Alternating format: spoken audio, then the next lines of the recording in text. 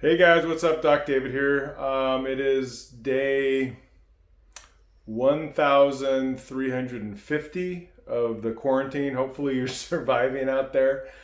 I just wanted to come and touch base with you, see how things are going. I know you can't tell me face to face, but you can tell me in the comments how things are going for you. What interesting, fun things are you doing while you're staying at home? Maybe some of you are working at home. Maybe some of you are spending more time, more quality time with your kids, playing new games, etc., etc. I'd love to hear you talk about what you're doing in the comments below. But today I want to talk about something a little bit more serious.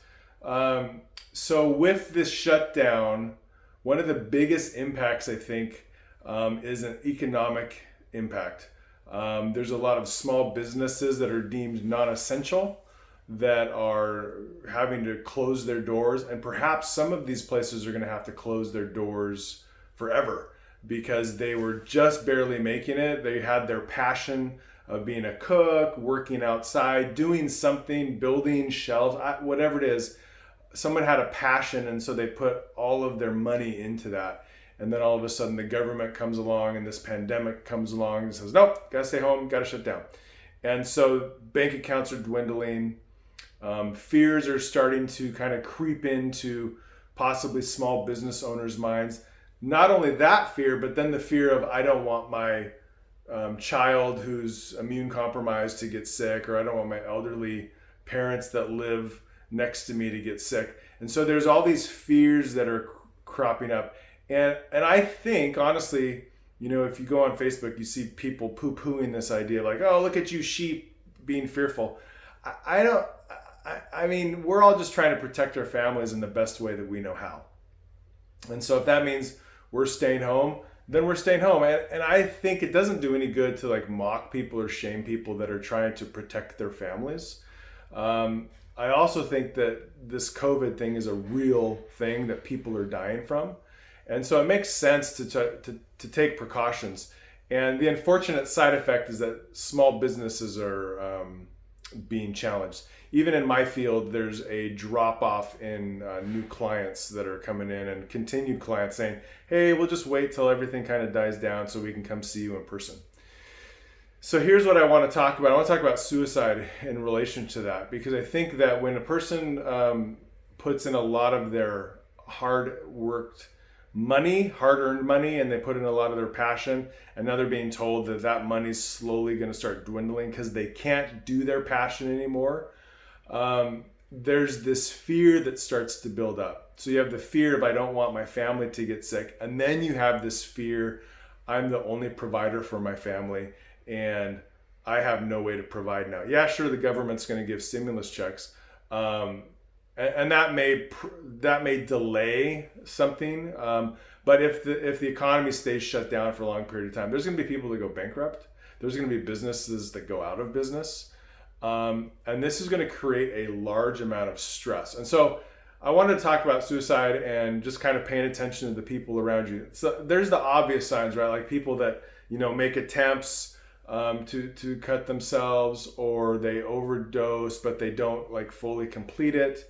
There's people that talk about it. There's people that hint at it. Those are all signs that kind of like they're overt, obvious signs to pay attention to.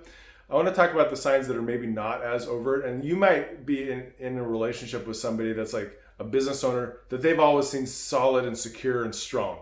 And they have their passion and their business is going great. And then the COVID hits and the government shuts their business down. So some of the things to pay attention for: increased use of alcohol or drugs, acting agitated and restless more than maybe what they normally do, sleeping a lot, sleeping too little, showing unreasonable anger and rage, or talking a lot about how the government, for example, is out of control and they need to be taught a lesson and they need to be shown that they aren't in control, withdrawing, feeling isolated, or displaying extreme mood swings. Those are all things to pay attention to now that there's this crazy different kind of stress that's being put on small business owners and entrepreneurs. Because most small business owners, most entrepreneurs, they're not these $1 million conglomerates that have stumbled upon something and now they're, making bank.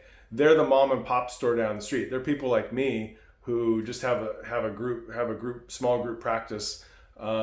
There are people like, a bike shop owner that only has one bike shop and has a lot of inventory and they don't know what they're going to do. These are the people that we need to be looking out for. And if you find somebody, if you know somebody that's starting to exhibit some of these signs, check in with them. Give them a call, FaceTime them, message them, let them know that you're thinking about them, and be a place that maybe they can have a conversation with, be a person that they can have a conversation with, a place that they can go to deal with some of that stress that's going on. This is going to pass. It doesn't feel like it's going to pass. I feel like it's going to go on forever, but it is going to pass. And so small business owners, I'm worried about you, and I want you to know that you are supported. And so if you have a friend that's a small business owner, reach out to them. Tell them that you are thinking about them. If you can support a small business owner by money, that would be even greater, right? There's a lot of people that are getting takeout food. Be creative in how you do it. I think what I'm seeing more and more as I go on Facebook and social media is that the human beings are some of the most creative and awesome people. And so, or we can be. And so I would encourage you to reach out to somebody that you think maybe is hurting and or support them financially if you can by supporting their small business. Hey, it's Doc David. Go to my page at docdavid.net. All you want to know about me is in my bio, so feel free to click on any of those links. Have a great weekend. Have a great Easter. Today is Good Friday. If you celebrate it, happy Easter.